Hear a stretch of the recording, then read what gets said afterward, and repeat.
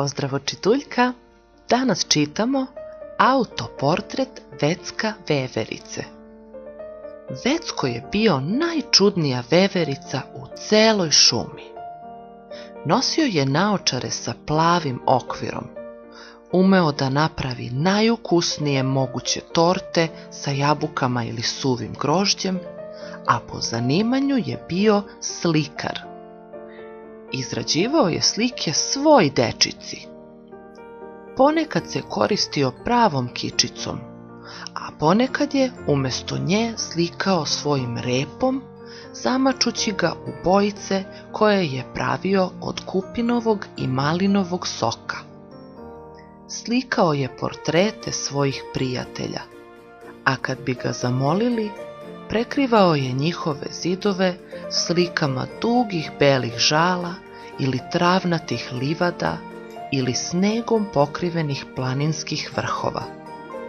Svi su se slagali da je Vecko pravi umetnik. Ali Vecko je bio razočaran zato što nikako nije mogao da naslika samog sebe. Pokušavao je i pokušavao da izradi autoportret, ali bezuspešno. Na svim tim slikama nešto nije bilo kako treba. Pokušao je čak da se naslika na ogledalu, prateći crte svog lica i tela i čupavog repa koje su se tu odražavale, ali ni to na kraju ništa nije valjalo. Vecko je često plakao od jeda što ne ume da naslika svoju sliku i bio je jako loše volje. Njegovi prijatelji opaziše da je nesrećan, pa stadoše da mu šalju razne sitne darove ne bi li ga raspoložili. Tako je dobio kolača s lešnikom, vuneni šal, nove bojice i još po nešto. Vecko sve te darove stavi na gomilu posred belog ćilima u svojoj spavaćoj sobi i dalje nesrećan. Jedne noći, ležeći u svom krevetu, osjeti žeđ pa ustade da popije malo soka od kokosovog oraha.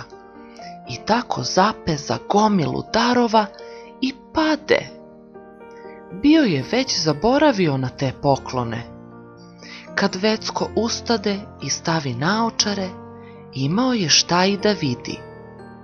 Ćilim u spavaćoj sobi bio je ukrašen slikom veverice. Bojice koje je pri padu iscedio ocrtale su telo, oči su bile od kolačića sa lešnikom, a rep od vunenog šala.